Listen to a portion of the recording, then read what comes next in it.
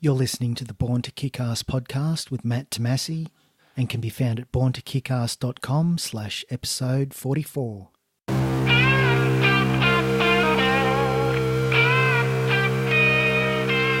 Welcome to the Born to Kick Arse podcast, where you're introduced to the most fascinating people on the planet. Learn the ingredients of greatness that you can apply to your life. And now your host, Matthew Tomasi.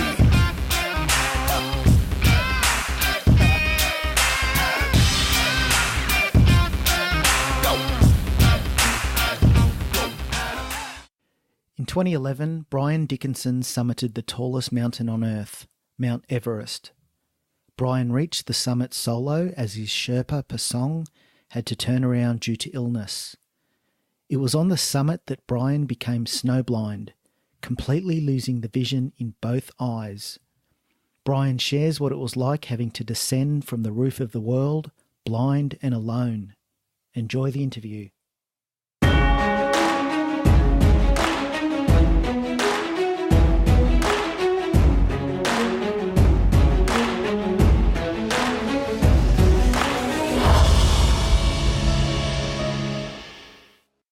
Brian Dickinson, welcome to the Born to Kick Arse podcast. Thank you. Thanks for having me. Yeah, well, thanks for coming on. I've recently just finished your audiobook. It's an incredible adventure and an incredible ordeal and literally an incredible story, which we're definitely going to get into more and more down the track. But had you always been a mountaineer your whole life? How did you sort of get into climbing mountains? Probably just unlucky. I've just always been wired differently. Definitely wired for adventure. I think most people are wired to a certain extent for adventure, but mine was probably elevated a little more. I grew up on the west coast of the United States in Southern Oregon. I live up near Seattle now, but just really grew up in the mountains and just wasn't really one to stay indoors. My parents would just tell us me and my brother and sister just go outside and play. So, we'd go outside and play and just, climb and bike and swim and everything. And then I actually spent 6 years in the U.S. Navy as an air rescue swimmer. So I was jumping out of helicopters, like rescuing down pilots, that type of stuff. So not your average job, but just really piqued my interest and my adventure. And my wife and I moved up to the Seattle area for grad school, get our master's. And once we were up here, I started climbing the high peaks around here and decided to really step it up, continued my training and got the experience and decided to climb the highest peaks of the 7 continents. I believe that's called the 7 Summits. Is that right? Mm-hmm. Yep, that's correct. So with the area that you grew up in America, how sort of tall are the mountains there? Are they like pretty decent? Yeah. So, I mean, it's all relative, right? So you go to the Himalayas and nothing's decent in comparison, but the whole Pacific Northwest of America is, 14,000 foot and below. So if we're talking feet, but yeah, a lot of 5 to 6, 7,000 foot peaks around my house. So that's what I train on. Just throw a heavy pack on and cruise up and down the mountains and just really work on my core and my cardio. Do you sort of specifically train your quads as well?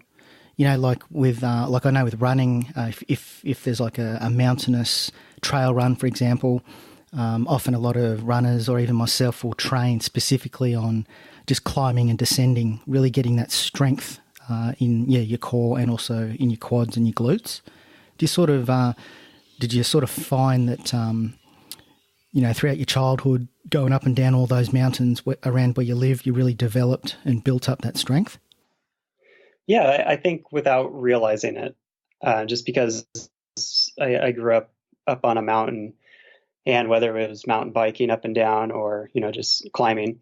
And especially, as I got older and was getting more serious about it, when you start throwing weight in a backpack, I mean, that just really builds those quads. You just can't help it. And a lot of it on the going up. On the way down, I've always, for training, I always use water. So I have jugs of water so I can dump that at the top, just because on the way down, there's just too much risk for injury. It kind of outweighs whatever performance and strength that you may gain. Now, just with the Navy, what sort of, like, that sounds like a pretty extreme job. It's not like your typical office job, sort of working on spreadsheets and stuff like that. How sort of physically demanding was the training that you were exposed to and underwent in the Navy? Yeah, it was it was a high attrition rate. I don't know what the actual number was, 50, 60% people didn't make it through.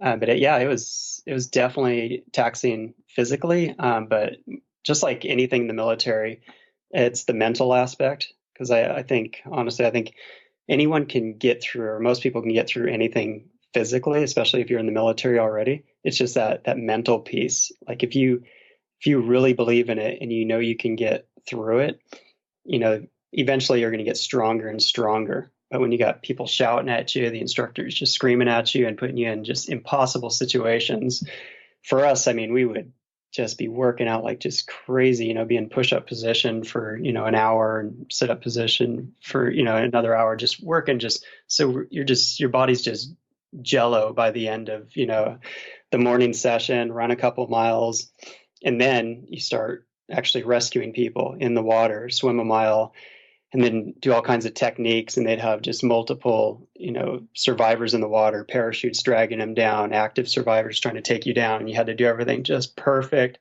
never panic, just get the right holds, get them up in the helicopter safely. And then once you're just completely wasted up in the helicopter, then you got, people with sucking chest wounds and blood squirting out of their neck. And you start doing the triage of, saving lives as you're flying to a medical facility. So it was all around just amazing training, something that's life changing, that's, helped me, save lives even since I've been out. But just physically and just mentally, it just makes you tough. Do you think you had that that intrinsic quality to persevere prior to going into the Navy? Or do you think the Navy experience, the time you spent in the Navy really sort of brought that out? So perseverance, I think, I don't know. It's one of those things where you can reflect on your life and point, what drove that, or, was it ingrained? I think in most cases in life, we don't push ourselves to our limit. We find that comfort zone, and we just walk life, within that protective bubble. But I think it's when we're actually pushed to the limits that we really find out, can we persevere in certain situations? Like, how far can we go, and how are we going to react? Are we going to panic? Are we going to put ourselves or someone else in danger? It's tough. I've definitely had a lot of time, especially with my Everest experience, to reflect and kind of evaluate what made me the person that I am. But I honestly, I think I was able to just, step up to that occasion and survive. But yeah, I guess we'll get into that in a little bit. Tell us about Denali. That's one of the 7 summits that's in Alaska. Tell us about, you've attempted that 3 times, was it? 3 times. And 0 for 3. How does that sort of affect your spirit and your outlook in terms of trying to tick that one off your bucket list, if you like? Summiting Denali, and at the moment, you said you're 0 for 3.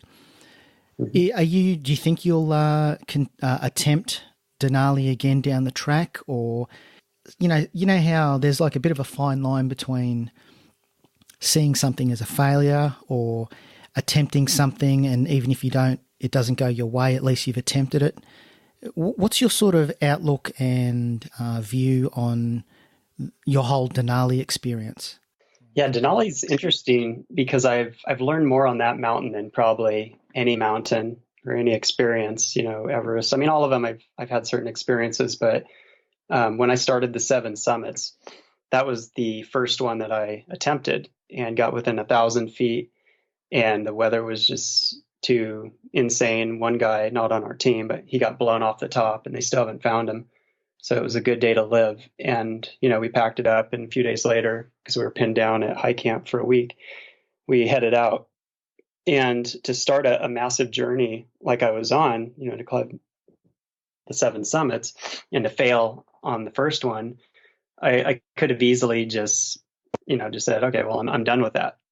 So I had an opportunity to really learn a lot about myself and what I'm capable of from a goal setting standpoint. And I continued climbing and just, went to Kilimanjaro, went to Russia and climbed Everest, and then Everest, and then back to Denali. Failed again. I actually tried to snowboard at that time and, hurt my feet about halfway up. And then last year, I had already done all the rest of them, all the other 6, and made another attempt, got pinned down at 14,000 feet, got up to high camp once, and again, just weather, just pinned down for a long time, and just had to make a decision and, came on out. But I think through it all, like you're saying, is there another opportunity to do it? I've learned to never say never, because if the right opportunity comes about, then great. But on the flip side, it is a goal, and it's a personal goal, and it's not the end of the world if I don't. And I think that mountain alone has helped me to really understand what it takes to be, or I guess to have the courage to be okay with not continuing. Like, it's not that huge of a deal. I've been on the mountain a lot. It's a really big mountain. It's a really dangerous mountain. And I've had successful experiences because I've made it back, and all my team members have made it back. But to just keep hammering it over and over, I think there's enough adventures in this world that I don't need to keep going after that one. But, if the opportunity comes available, then, I might. But right now my kids are 10 and almost 13. So we really enjoy doing adventures together. And, if I'm going to take off for 2 to 3 weeks to go attempt Denali again, that's just time away from them. So I don't know. I try to take calculated risks and just really look at my goals and, how they're impacting the family and me personally. So maybe, but I'm not planning on it right now. Do you think your kids will ever follow your footsteps and get into mountaineering? Well, they already have. What was it? 3 years ago, they both came over and we all climbed Kosciuszko together. It's obviously the smallest of the 7, but still a cool experience, especially when they're just, tiny little guys and girls. But it was just neat to be there and to have that experience together. And then my son, who's 10, for the past few years, we've done a lot of hikes around the Cascades, like some pretty significant mountains around here. So he's really enjoying that. And my daughter loves getting out as well. We snowboard. We're all pretty adventurous. So you never know. Hopefully they don't go after Everest or something else. But that's not my decision. Now, just talking about Everest, you've got a book, Blind Descent. It's an excellent book, and I highly recommend it. And I'll put the link to it in the show notes for listeners. If we can sort of move towards Everest, was that always your goal, sort of growing up? To summit, the tallest mountain on Earth? Definitely not. Growing up, I don't know. It seemed less accessible, back in the 80s. And I mean, even in the 90s, I was in the military, so I wasn't really thinking too much about it. I do remember when the IMAX came out with V-steers and, just sitting there going, oh, wow, that would be cool. And, my personality, it seemed like an adventure worth going after, but didn't necessarily have the technical, the mountaineering experience at that time. But, when I moved up to the Pacific Northwest, because I was stationed down in San Diego, Southern California, I moved back to the Pacific Northwest. I really got into it, and, it just became a goal. And I think it was at that point, when I said I was going to do the 7 summits, obviously it's the highest peak in Asia, the highest peak in the world. It was on there. But even when I made that goal, it still just seems surreal to even consider it. But, when you just start working towards something, it becomes more attainable. And so many people on this earth just can't, they just think I'm crazy. They just can't even imagine, even getting close to the mountain, and definitely not climbing it. So, I don't know, it's interesting because as you're training for it, it becomes real, and you just start working towards it and mapping it out. And once you get closer to it, it becomes attainable. How did you sort of find people's reactions when you made that commitment? Yeah, I'm going to give Everest a go in X number of months or years. Like, you've made that commitment to yourself. I'm going to start working towards that goal. And then, you'd meet people out and about just on weekends or, at friends' places and stuff. And you tell them, or they find out that you're going to attempt to summit Mount Everest. Do you sort of find people could be divided into two groups? One group would sort of generally say, nah, there's no way you're going to do it, you're going to die. And others will sort of say, good luck. Do you sort of find as though that there were people generally fell into those two categories? Yeah, probably. I mean, there's always variances. I mean, there's people that know me, so they know my path. I think that you could probably easily define it into those two buckets, because there's the people that know me and they know my past, so they could easily, kind of accepted it. Some of them probably didn't want me to do it. Others were excited for me. And then there's the other half that just does not get it. And they don't get it because they would never do it. So they kind of see it through, a personal lens, instead of seeing it as like a major life experience. And for me, you have one chance at this life. Why not, live it to the fullest? If you're capable of doing something and experiencing things, then, you go through life with no regrets. That doesn't mean going through life blindly and, just taking risks that you don't need to take. But, when you're calculating risks and they're within your means, then by all means, go for it. Now, getting an Everest permit or license isn't cheap. Did you sort of fund that yourself, or did you go out and seek, obtain sponsorship prior to this expedition? Yeah, it was a mix. I mean, sponsors are really hard to come by. I mean, honestly, it comes down to who you know. And, just working in technology, I knew of a bunch of firms and got some backing, but, it was probably a 50-50 split for Everest. Tell us about when you saw Everest for the first time with your own eyes. What was that experience like, and how big is it when you see it for the first time and you're way down the bottom looking up? What is it? How big is it, and what's the feeling you get from seeing that? Yeah, seeing Everest it's intimidating. The first time I saw it was actually flying in. So flying from Bangkok to Kathmandu, and you just see it. It's eye level to the airplane because it stands at just 30,000, 29,000 feet. So basically the same elevation that you're flying in.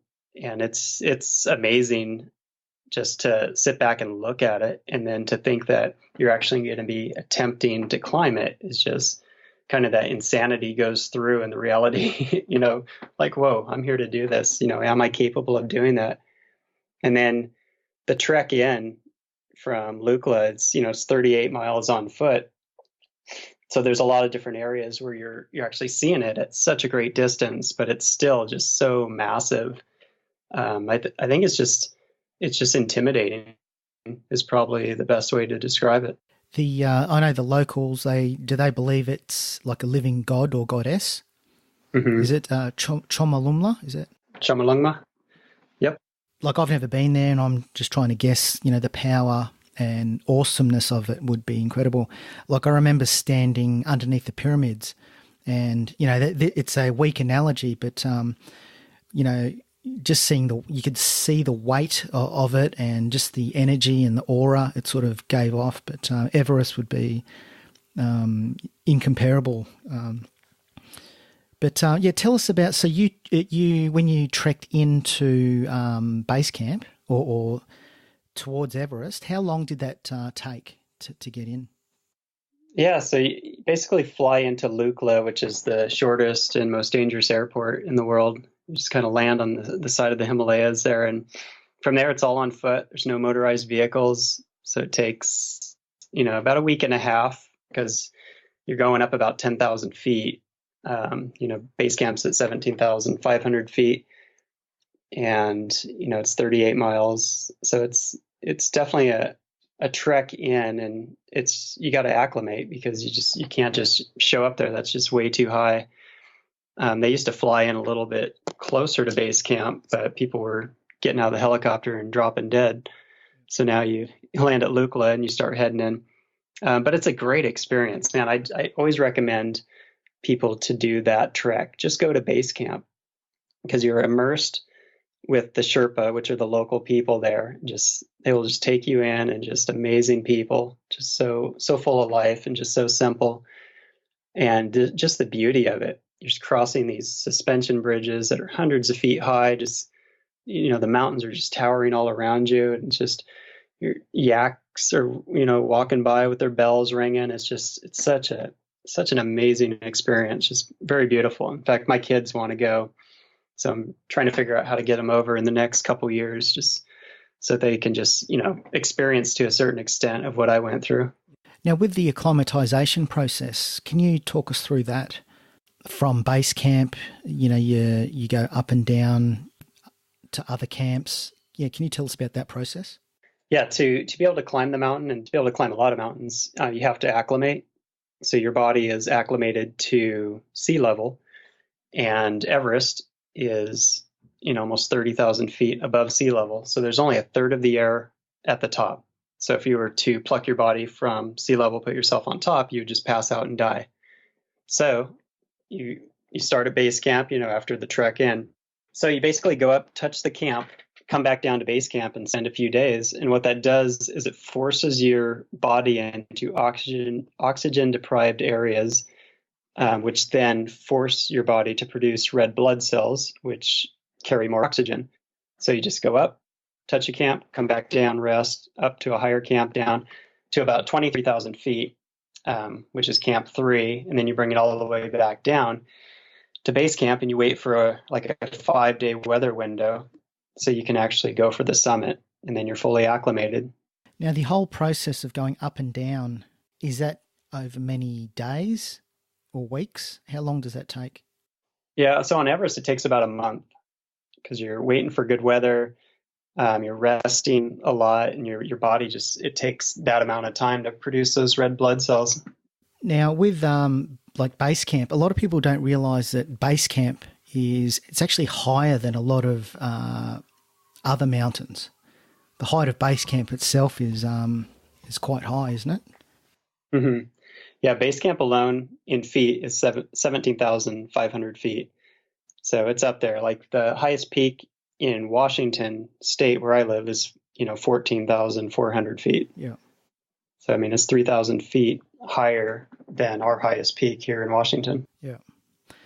Now, just sort of further on from base camp, there's the Khumbu Icefall.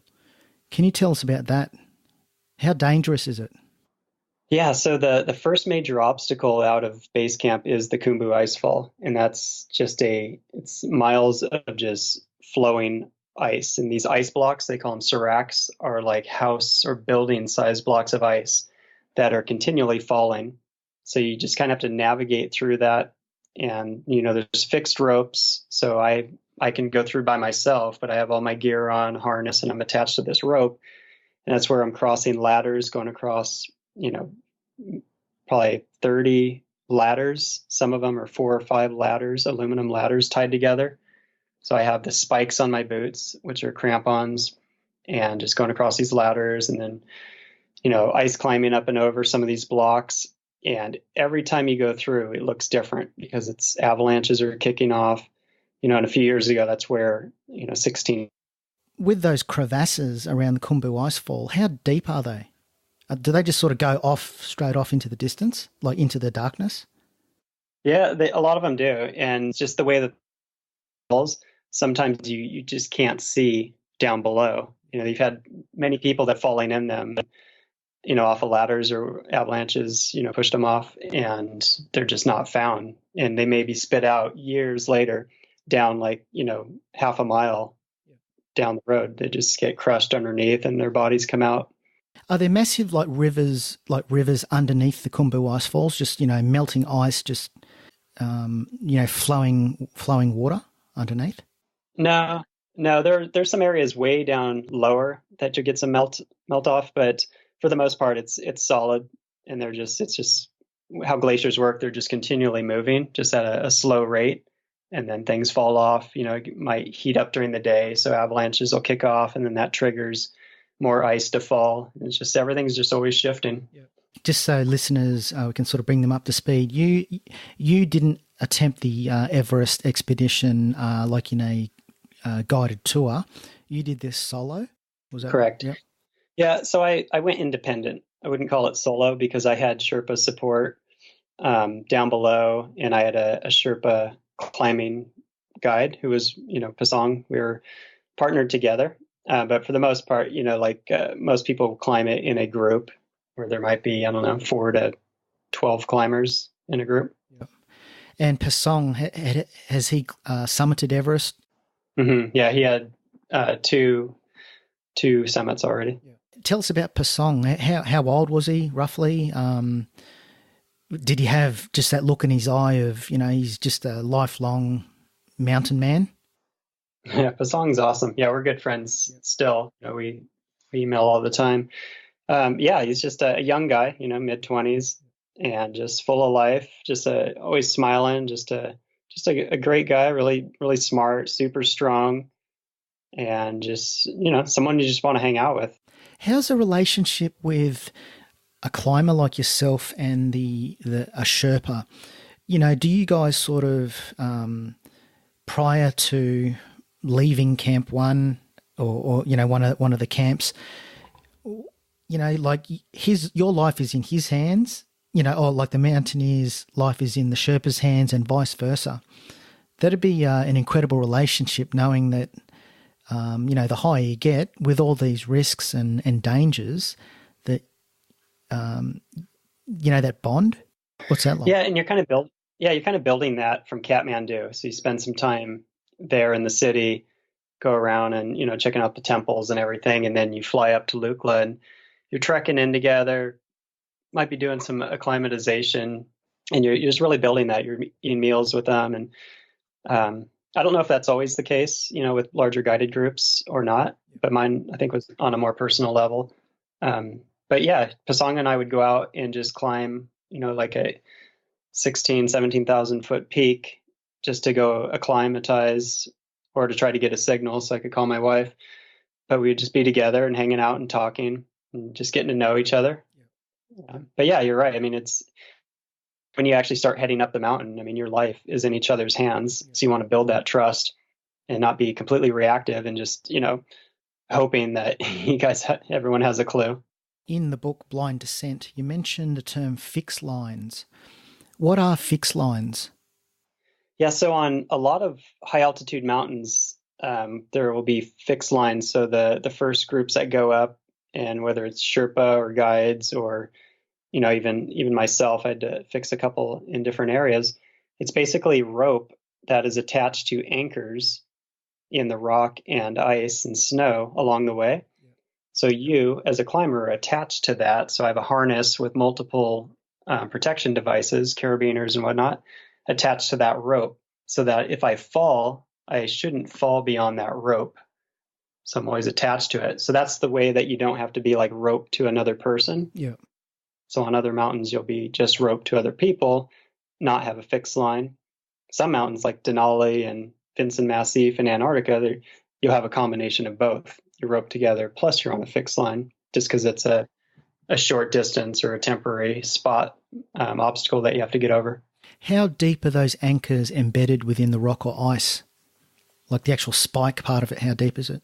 Yeah, it really depends. And a lot of times it's not how deep, it's just how well you put it in. Because there's different techniques like dead man, where you bury the anchor and you let the snow, you pack it down on it, and then it turns into ice. So then it becomes solid. But yeah, I was going across a ladder, 4 ladders tied together. I was by myself in the ice fall, and the whole anchor came off, and I was basically just freestanding on the ladder. And that was kind of scary. So I just kind of crawled across and I reset the anchor on the other side for the next person. Yeah, that'd get your heart pumping. Yep. With the logistics of food and fluids, how do you prevent the fluids like water or whatever you're carrying? How do you prevent that from freezing the higher you get, or can't you? Or does whatever you're carrying liquid-wise, does that just freeze like a solid block of ice?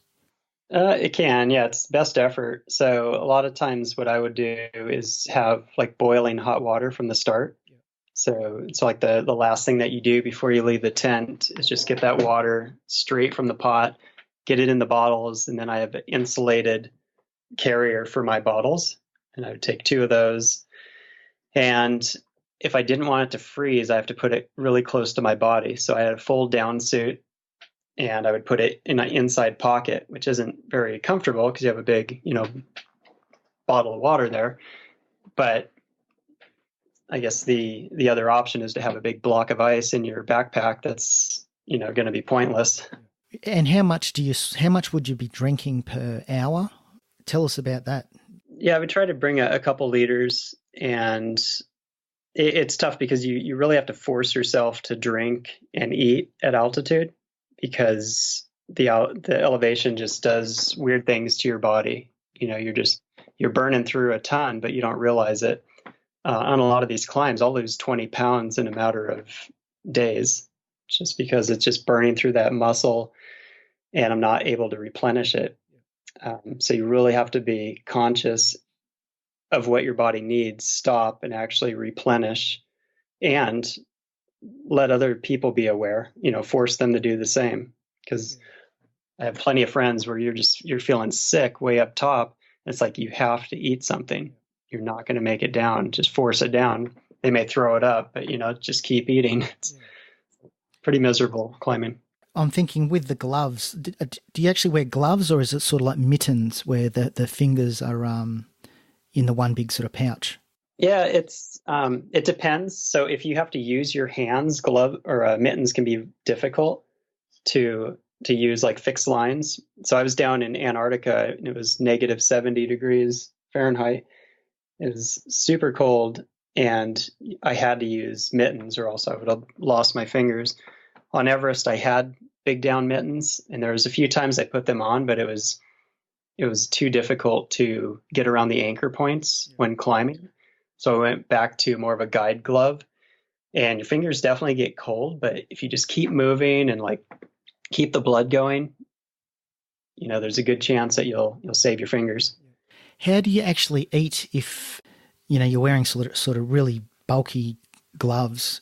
If you're carrying sort of power bars, or, you've got your food or your fuel source, how do you get that? Do you actually take your gloves off and reach in and sort of undo the wrapper? How do you handle the food side of things? Yeah, so for me, it's really in preparation. So if I have a big jacket on, or my down suit, it has lots of zippers, lots of pockets. So I really know where everything is at. And I may prepare things so that I can just reach in quickly. If I do have to take a glove off, then do that quickly. And it's not like you're going to lose your fingers if you take your gloves off really quick. It's just if you keep them exposed for too long. In Antarctica, that was not the case. I mean, you had to keep your stuff on. I got frost nip under my eyes and on my fingertips, where I didn't feel my fingers for about 2 months. So you want to be very conscious about stuff like that. But I think, like in anything in life, it's all in preparation. Like if you're going to stop quickly, get some food going, grab a handful of trail mix, start chewing on it, and get some water, and then just keep moving. With the actual camps up Everest, you've got base camp, and then from there, is it camp 1, 2, 3, 4, and then the summit? Is there 4 camps or 3 camps? Yeah, it's 4 above base camp. The 4th is the South Col. It's one of the highest camps in the world, and from there, you go for the summit. Can you maybe tell us, approaching as you started to approach the South Col, the Camp 4. How were you feeling? And can you tell us about Pasong? Sort of give us a rundown on.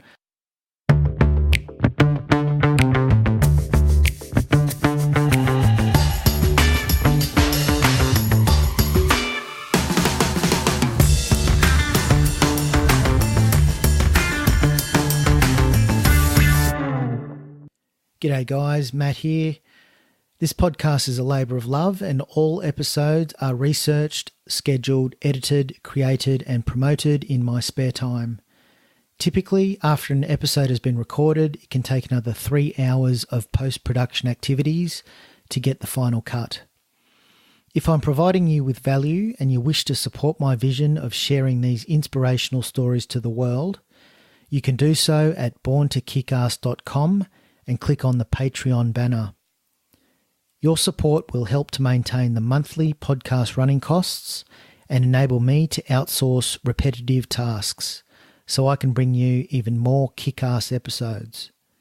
Once again, if you want to support me in producing this podcast, head over to borntokickarse.com and click on the Patreon banner. You can't miss it. And now back to the rest of the show. On that, as you're approaching that particular camp, how were you feeling back then? Well, so that day, there was some high winds. One guy died on the summit, Japanese climber. Only a couple people summited, but most turned back up the south summit.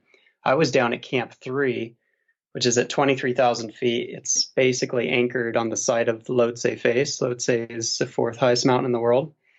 And as we were heading up, we had 70-mile-an-hour winds, and that's when I had dropped my goggles. So it kind of played into how I was feeling when I got into the South Col. But I had anchored off to get some water about 1,000 feet above Camp 3, and I slipped. My goggles fell off. I was holding them with my hand, but I went to grab the rope, and they fell. And I thought they were gone. And some Sherpa, about 500 feet below, waved, and they had got my goggles.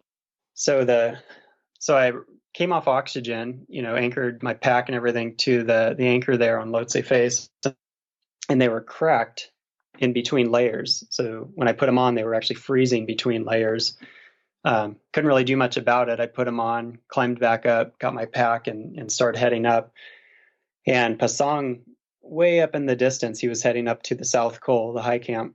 He kept keeling over, so I didn't know what was going on. But it was just too far. I couldn't communicate with him. So eventually in the early afternoon, I came up and over the last camp, the South Col, found the tent Pasong was in, and, we just basically rested there. But reaching that camp, man, it was a tough day. Just, one, dropping my goggles, coming off oxygen, and then just the wind, just having the high winds pushing us back. But just a surreal moment. It's these moments in life where, probably never be at that place again. And you really try to take it in. But at that altitude, 8,000 meters, it's the death zone. So there's only a third of the air. Everything's in slow motion, and you're just really trying to process it all, and just really tired, and realize, I got to go for the summit a few hours from now. So just got in the tent and, got a snack, got some water, and just kind of tried to rest a little bit. Just with the goggles, so the goggles that you wore, there's two layers, two sort of lenses, is that right? And was it the inner one that was the one closest to your eyes that was cracked? Mm-hmm. Yeah, and it was freezing between the layers. So yeah, in the tent there, I ended up ripping that internal lens out. And just going back to, you mentioned you came off, did you actually go onto supplemental oxygen around that point as well? Yeah, so leaving Camp 3 is when I started using supplemental oxygen. Yeah. There was plenty of time where I was off, like when I had to retrieve my goggles. And then, certain times when you're in the tent, but also there's plenty of times when we were on it, just kind of trying to replenish our bodies. With the supplemental oxygen, are you on that nonstop? At the high camp, are you on that like all the time, or do you sort of have an hour on, an hour off type thing? How do you manage the supplemental oxygen side of things? Yeah, you try to calculate it based on the rate and the number of the rate of your regulator and the number of bottles you have. But for the most part, above definitely in the death zone there, you try to stay on it as much as you can. But there's plenty of times when you're swapping out equipment and you got to come off of it for a certain time, and you can breathe fine without it. It's just you start realizing it pretty quickly. It feels normal, but you're just not getting enough air. So you get colder and just more tired and a little more crazy, I guess. Is the high camp in the death zone? Yes. Yep. Tell us about that. Like, so you and Pasong are in a like a tent in the high camp. Mm-hmm. How long were you there for? Like in that high camp? How long did you spend in the high camp before making the final push? Yeah, so we got up there in the early afternoon, and then we start preparing for the summit around 6 p.m. and actually start heading up around 8 p.m. towards the summit. So we had a few hours just kind of sit there. You try to sleep, but it's impossible. You're just sitting there, oxygen mask on, and there's just too much going on in your head to be at the highest camp in the world in the death zone. Not much air up there. It's just an amazing part of the world where if you cut your finger, it won't heal. Like there's just not enough air to survive up there. But just kind of tried to relax as much as we could. And then once it was time to start getting ready, it's just, you stay focused and just start working towards getting to the top and back down. Is it noisy up at high camp, with the wind, or is it deathly silent, or a bit of both? What's it like? Yeah, it can go both extremes. So when we first got there, I mean, the tent felt like it was going to get shredded. Just 70-mile-an-hour gusts of wind. It was just crazy, just thinking there's no way we're going to go for the summit. But how Everest works, because it's so hot up there in the jet stream, it kind of creates its own weather patterns. And, within minutes, it just stops and it's totally silent, just deathly silent. So tell us about when you and Pasong made that decision. You'd rested to some extent, or as best you could. Are you sort of radioing down to base camp to try and get a weather reading? Yeah. So once we're up there, you can always take a visual, but that can be deceiving. So, weather prediction has gotten so much better in the years. Then we call down to base camp and they triangulate a call. Yeah. So radio down to base camp and they triangulate a call to, I think, Sweden and Seattle. And from there, they said, it's going to be clear through the night, through the morning, and 50-mile-an-hour gusts of wind are going to show up later the next day, which on Everest, you want to climb through the night, summit early morning when the sun's rising, and get down. So that actually fit within our plan. So we made that decision. We both agreed on it, and that was it. Do you have a headlamp at all? Yeah, so I have 2 headlamps in case one goes out, extra batteries before we head up, put fresh batteries in. But with the cold, the wind chill, I mean, the batteries just die like super quick. So tell us about that. Both of you've basically left high camp and you're heading up, and this was, what time's this? At like 8 p.m, is it? Yeah, it was at the sunset. So that was pretty amazing, just going and stepping outside, getting our crampons on, harnesses, everything, watching the sunset. And then, about 8 p.m., we start heading up and just slowly walking across the South Col and attached to the fixed ropes. And we just started making our way up. And initially, I actually had a headache and I let Pasong know. So stopped, I got some water and it went away. And then I just continued up. And just slowly making our way up. And around midnight, I'd inched away from Pasong quite a ways. And our meeting place was going to be at the balcony at the halfway point, 27,500 feet. And I was up there for about an hour, just shivering and just trying to keep moving and just waiting. And then finally Pasong came and he wasn't feeling good. He threw up and he let me know he got sick below. So at that point, I asked him, like, do we need to head down or is this it? And and he assured me he could continue moving. So all I could do was trust him. And, we got a snack, we swapped out oxygen bottles, got a fresh one, and started moving. And at about 28,000 feet, he said he was done. He's like, I can't go on anymore. And then we had that conversation. And basically at that point, I had to make a decision. And, do I continue up? Do I go down? So I weighed out, things like the weather, how I was feeling, and most importantly, could Pasong get down? And he assured me he could. In fact, he said he was going to wait there which I wouldn't have known until later, but didn't know. He continued down, and I continued up. And the next major obstacle is like a rocky area. So it's pretty hard with like the spikes on your boots, and the fixed lines, just taking 5 seconds between every step, just trying to make moves, getting up this thing. And got to the top of that. I looked out to my left and saw the pyramid shadow. So basically the sun was rising behind the highest point in the world, and it cast this perfect pyramid shadow down over the Himalayas.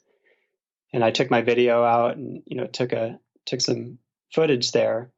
And it's just one of the most amazing things I probably will ever see. Yeah, that would be incredible. That would be the biggest shadow ever. Witnessing Yes, that's That'd be it. incredible. Yeah, it was awesome. But your camera froze. Like I heard the little beep, like it froze. I wouldn't actually revive it for another week or so. But I put it in my pocket and continued up. Got to the south summit, and from there it kind of drops down, and I have to climb up to the section where it's actually a 2-mile drop on each side of you. It's called the Cornice Traverse. Kind of wedged my way across that and made it to Hillary Step, which is the last major obstacle before reaching the summit. It's about a 40-foot rock climb.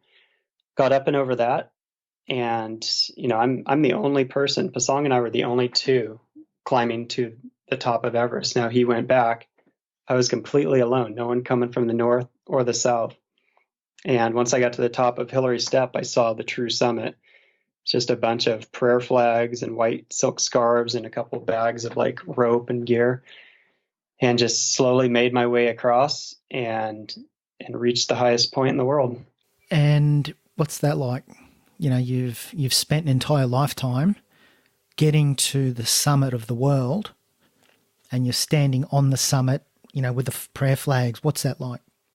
It's a lot to process. I think at sea level, it would be a lot to process, where, like with having a normal speeded mind up there. I mean, it's just a third of the air, even on supplemental oxygen. It's so much.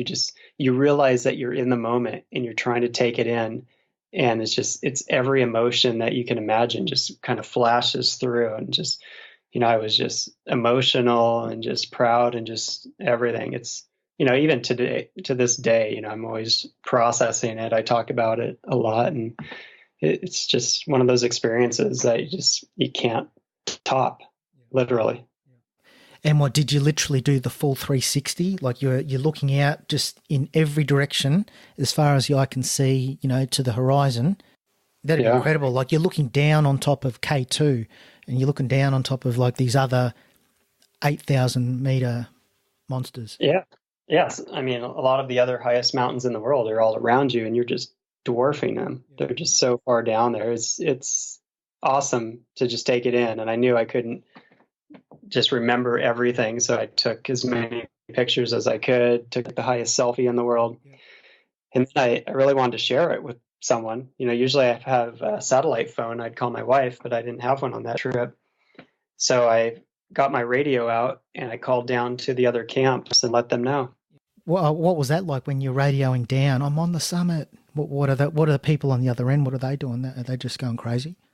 Yeah, I mean, it was pretty awesome, pretty surreal. Just, I basically just said, "This is Brian. I'm calling from the summit of Everest," and they all just roared to life. It's early morning for them. A lot of them were heading up to higher camps, but no one realized that I was alone. So I remember one of the guys that was, sharing the Sherpa support down below. He's like, "Oh, congratulations. He's like, you and Pasong, be careful on your way down. And that's when it registered, like, oh, wow, they don't know I'm alone. So I just said, that's cool, but Pasong went back down hours ago. They're like, what?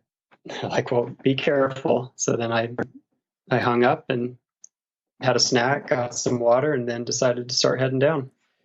You know, like I've, hearing about other people who have climbed Everest and watching documentaries and stuff, they say that the descent is where more people die on the descent than the ascent.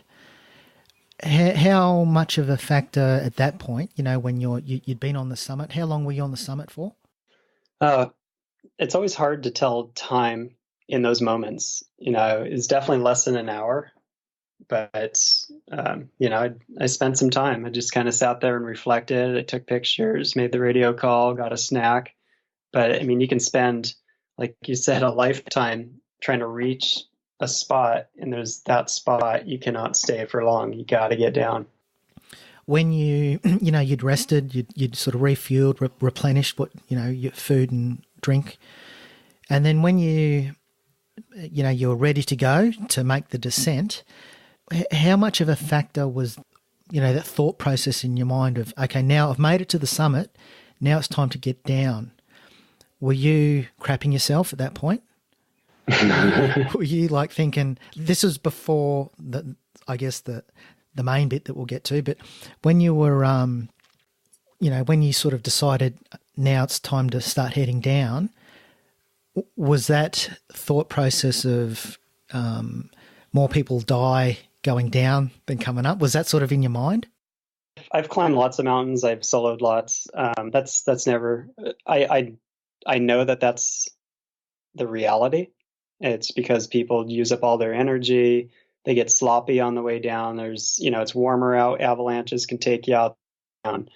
But no, that's not something that I really think about. I definitely, weigh out safety. So I'm aware of all that stuff, but I don't focus on things like that. It was kind of almost a sad feeling. It's like, worked so hard to get there. I want to stay longer. I want to stay in this moment. I will not survive if I stay here long. I have to go. Now tell us about the descent shortly after summiting. You started to come down a little bit. Tell us about what happened next. Yeah, just got a snack, got some water, just started heading down, and just within a few feet, just everything went completely white. And I remember just dropping down to grab, dropping down on a knee and grabbing the rope tight and just assessing the situation, and quickly realized that I went snowblind. And snow blindness, it's not like blind, it's where everything's black. It's where everything is completely white, just bright white. It's the sunburning of the cornea. So the exposure to the sun, my goggles having the crack, ripping the internal lens out, just everything factored into it, the altitude, and, the limited protection being so high. And I realized it right away. I'd never been snowblind before. I have bright blue eyes, so I'm even more susceptible. But I remember just sitting there and just realizing that I went blind. I'm at the highest point in the world. I'm completely alone, and I have to get down. And without overthinking it, I stood up and started moving. Just one deliberate step in front of the other, just trying so hard to look. I was trying to use my eyes, but they just wouldn't work. How I describe it is, if you put a light bulb within an inch of your face, everything's going to be very bright. You could put your finger in front of it and you'll know something just moved, but there's no way you could focus on it. And then it feels like if you had like potato chips, something really crunchy and sharp, and you put those in your eyelids, it's just that constantly scratching feeling. It's very, very painful. But I started moving. And in the military, we learned to never panic. You're in these situations where if you panic, you die. And a lot of that came back. I knew not to panic. That's one thing that your body naturally wants to do, but you have to force it out. And I just started moving very, very slowly, one step in front of the other, holding onto that rope. Yeah, that would be incredible. Like, just the emotions you would have been going through at that point. You know, you're on the summit, you've become snowblind, and now you've got to descend 9 kilometres down, pretty much. So just going back to the point earlier with the fixed lines, how were you sort of going down? Were you just sort of doing one hand over the other type thing, just literally one step at a time? That's all you could have done? Yeah. So I had a safety device, which is a locking carabiner attached to some cordelette to my harness, which is attached to that rope. So if I fell, I wouldn't fall hopefully too far and not get too hurt. But yeah, I wedged 2 fingers in that carabiner to make it a friction device, and with 2 hands just kept moving and trying to keep my stability, staying lower to the ground because the wind was kicking up. I could hear it coming. Like, my senses seemed to be heightened. I could hear, getting close to the anchors and having to come in and out of those anchor points with my safety device, clipping in and out, making sure it was locked, and then keep moving. And the first major obstacle was Hillary Step, that 40-foot rock climb. And I remember just the fear of doing that, and just, basically just kind of stumbled down, pendulumed around, and hit the bottom with force, but was just, sitting there assessing, was anything broken or ripped or anything? But, it was fortunate the bottom area of it was pretty snowy. And then getting across the area where it's a 2-mile drop on each side, and the wind, just 50-mile-an-hour gust, just I could hear it come up and over the ridge, and I would hunker down and let it blow over me. I'd get up, take another step, and I remember just being so thirsty. Everything I did, it was just draining me. So I would stop and get water, and just using touch, sound. And this whole time, I never once felt alone. I just felt this presence around me, and I didn't overthink it. It was the strangest thing. I never felt alone. It's like if you're in the room with someone, you close your eyes, they're there. And I felt that this whole time, and just kept moving, made it to the south summit.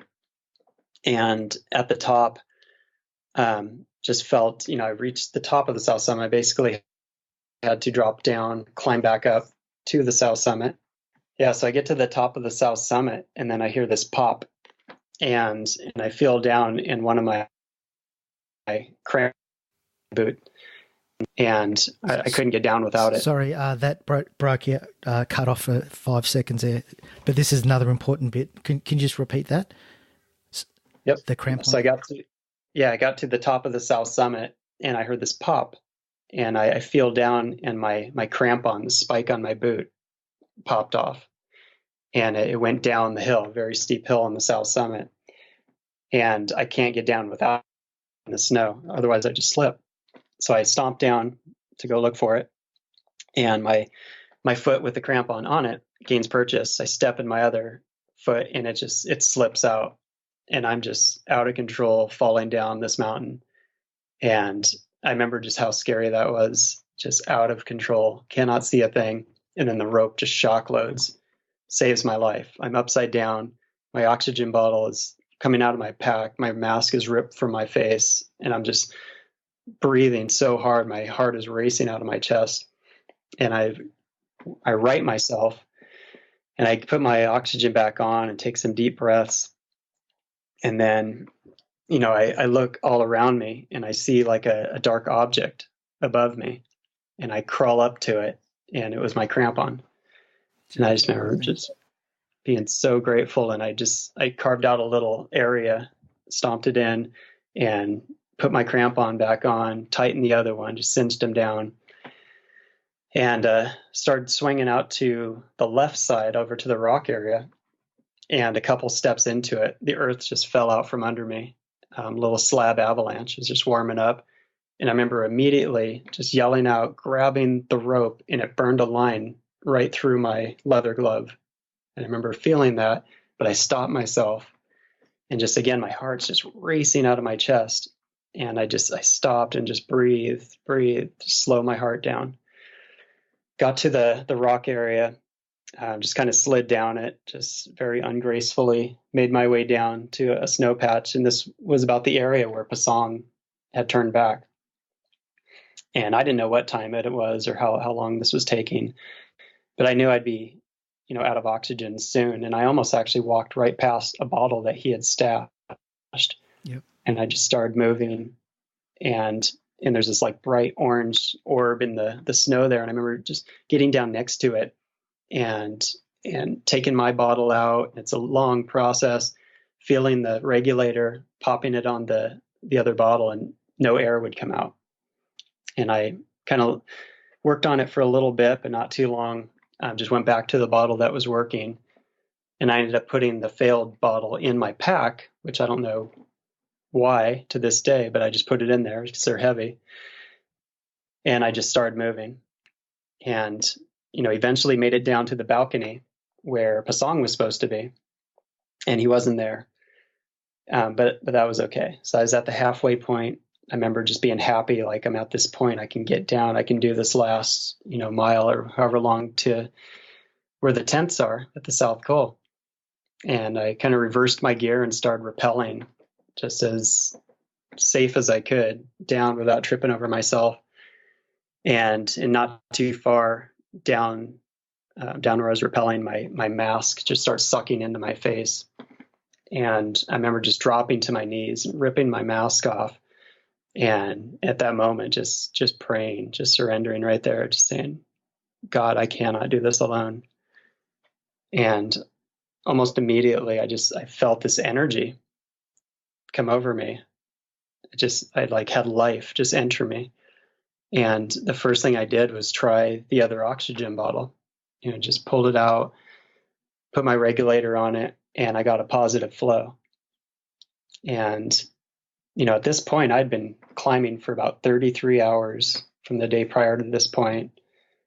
And, this is probably what should have taken me 3 hours to get down to high camp. This was, close to 6 hours. It took me 7 total. And when I got that positive flow of air, I took some deep breaths. And I remember it just burning as it went through my veins. I felt it. It was like painful, but like a good pain. And without overthinking it, I just put all my gear back on and just started rappelling down, and eventually stumbled into high camp. And at this point, just kind of looking around, thinking, is this camp? I can't see anything. I'm stumbling, still about a quarter mile out. And out of nowhere, Pasong just hugs me. It's like, Brian, you're alive.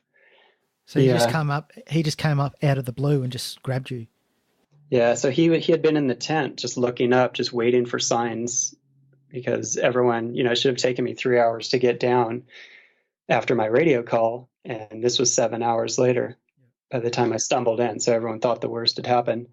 And then when he saw me rappelling down, he crossed over the last quarter mile there and just came out and just hugged me. And so what was that like when Pasong just out of the blue come up and grabbed you, and you're there with him, still you're still in the death zone at this point? Yeah. What's that like? You summited Everest. You became snowblind at the summit, started to descend. You lose your crampon, and then the fact that you found your crampon again that's a miracle in itself. Yeah, no, it definitely is. And I never saw Pasong coming. It was just, I couldn't see anything, and out of nowhere, boom. And he just hugs me, and he's apologizing for leaving me. And like, no, we had a conversation. We're fine. But I remember just at that point, I knew I was alive. Yeah. I was going to make it.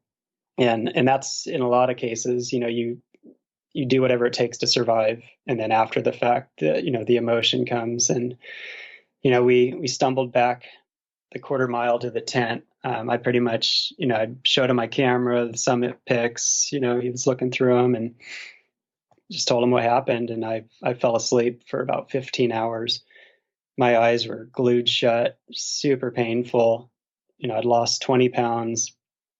I wouldn't fully regain my vision for about a month and a half. And I still was in the death zone. It still took a few more days to get down, another day before I could talk to my wife. let her know. And then I still had the 38-mile trek out. So when you were descending from the high camp at the South Col, going down to Camp 3, were your eyes just glued shut? They were. When I was coming down from the summit, I tried to keep them open, trying to look and see, trying to use them so hard. The next day, they were so painful that I couldn't even keep them open. So it was just shut, just holding onto that rope. And, there's rocky areas you go over with the spikes on your boots, the crampons. I mean, it's tough just stumbling over stuff. And it's really, really steep, like miles of just straight up and down like a wall of ice that I'm rappelling down. Where did you find the strength to continue? There would have been countless times from the summit coming down where, you would have been wrestling with that ultimate question of, can I make it? Every single step for that entire time, you would have been faced with that question of, how am I going to continue? How am I going to get down? Where did you find the strength from to continue? I don't know. I was never, ever going to give up. Nothing would stop me. If I was going to die, it was going to be Die trying. With me trying. Yep. It's just never an option. But I do know that anytime that I stopped, it was so just peaceful, in that if I would have closed my eyes, I would have easily just fallen asleep forever. Yep. And it would have been very peaceful to do that. But I was not willing to do that. Yeah. With your descent from sort of Camp 4, 3, 2, heading down, was the weather, how was the weather coming down? Real stormy, or was it not too bad when you were coming down? No, it was totally fine. Yeah, coming down, it was, yeah. That's a straight. I should say I wasn't focused on it. So yeah, that would have been. It was bad. I don't remember, but I know that a lot of people were trying to get in a position to summit because the weather was very decent. Now, what about also coming back down and having to cross the Khumbu Icefall? Blind. Yeah, that was a challenge. Yeah, going across ladders without being able to see. I mean, it was very ungraceful. I mean, there was a lot of crawling across. It was very sketchy, but I did have Pasong with me. He was able to kind of lead me, stay close to me, hold my hand in different areas, and that really helped. Could two people, could you and Pasong both go across those ladders together, or was it only strong enough for one person at a time? Yeah, you don't put more than one person, just because one person, plus all your gear, it's really heavy, and they're really cheap aluminum ladders. Now, at what point, you've made it back, how long did it take to get back down? Like, was it many days to come back down to base camp? Yeah, after I slept through that night, it was 2 more days to get to base camp, and then 2.5 days to get back to Kathmandu and fly home. When did you know that you were safe? Your eyes are still blind. You're still blind and your eyes are glued shut, and, there was probably a real possibility that you may have lost your eyesight permanently. But was there a particular point, maybe at base camp or sort of at some point, that you knew whether you were going to be blind or not, that you were going to live? Like you'd actually made it to safety? Was there a particular point that you remember, I'm safe? Yeah, I mean, honestly, it was when Pasong hugged me up there. I knew at that point I was going to make it. I knew that he would be there and I wasn't alone, because there was the moments up top, I never thought I was going to die. I wasn't allowing that to get in my head, but of course that is an option, being alone up there. But it was that moment that he hugged me. I knew, even though I still had to get down the mountain, I knew that I was going to make it. tell us about your eyesight now, and did it return? Is it returned 100%, or are you still blurry at all? Tell us about that. Yeah, well, so I have astigmatism, so they say it's not because of that, but my left eye is definitely worse than my right. So I'm, I guess, farsighted. Is that where I can see close? Oh yeah, or is that nearsighted? Yeah, I'm not sure. I don't know.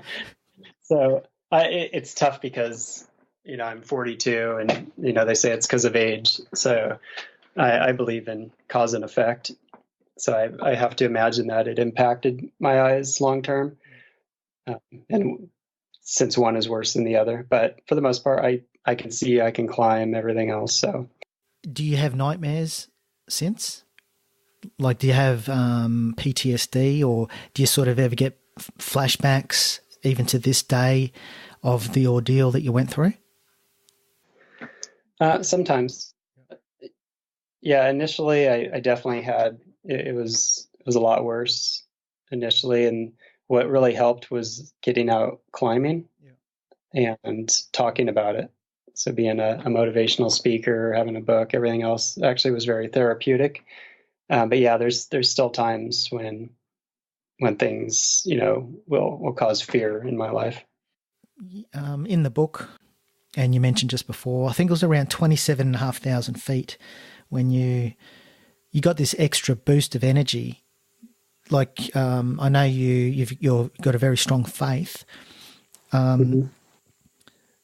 What was the feeling like? Was it just like it was almost like a shot of extra life that just somehow came to you from somewhere else?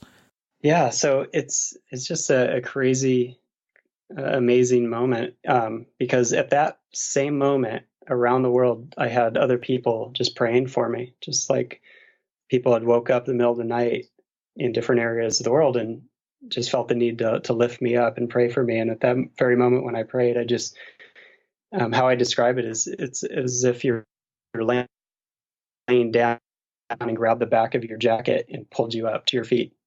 It was just like a shot up to my feet, and just this energy of just like life. I'd never felt anything like it before. Do you think this story that you've lived, this could be a movie? Is there realistically people wanting to make it into a movie at all, or have you sort of entertained that sort of option to get, a movie sort of created or some sort of documentary type thing on this experience and this ordeal that you've lived through?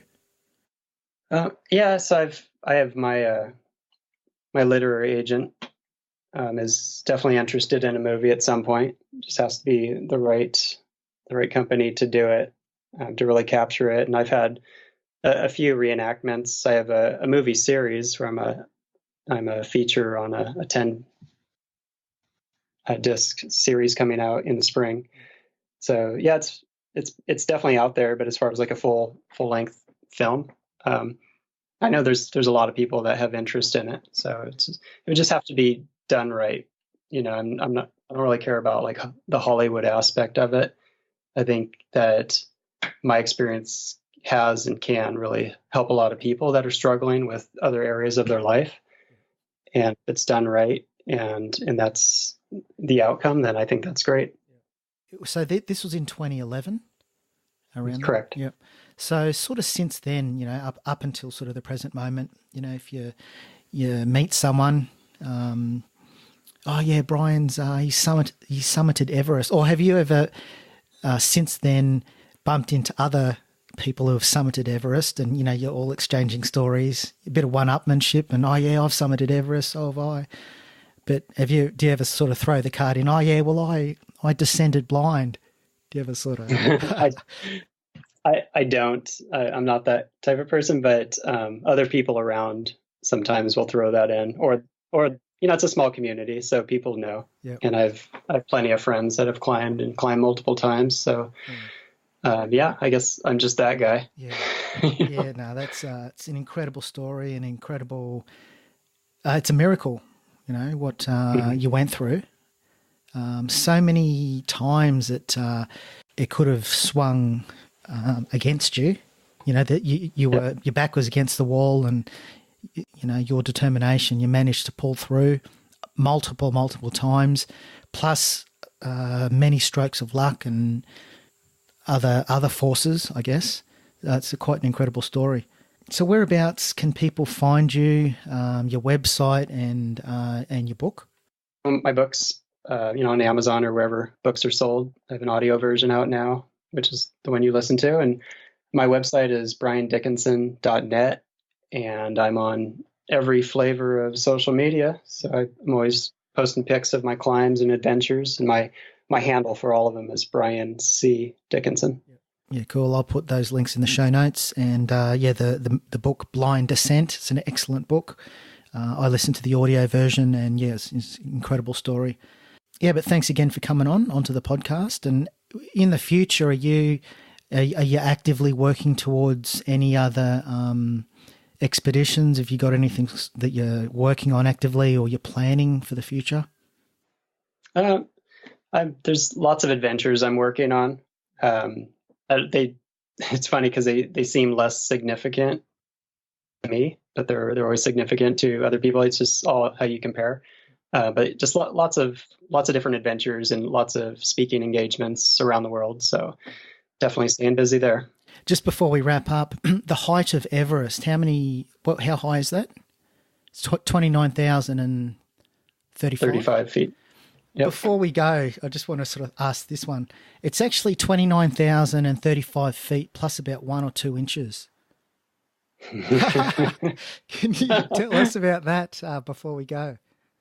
Yeah, well, when you got to go, you got to go. So that's pretty much the first thing I did right before, celebrating. Yeah. I had to go. Yeah. So I ended up adding some inches to the summit of Everest. So I basically, because it was windy, I did my business in Nepal, and the wind helped me wipe into Tibet. All right. Yeah, that's good. Well, thanks again for coming on, and it's been great speaking with you and hearing about this incredible story that you've lived through and experienced, and appreciate you coming on. Yeah, thanks, Matthew. Okay, appreciate you having me on. Thanks a lot. All right.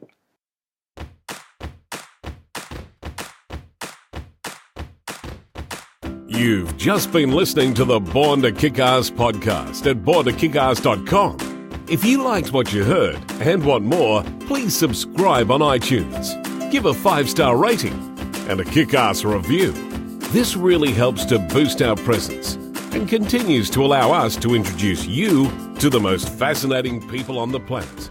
Welcome aboard, and catch you next time.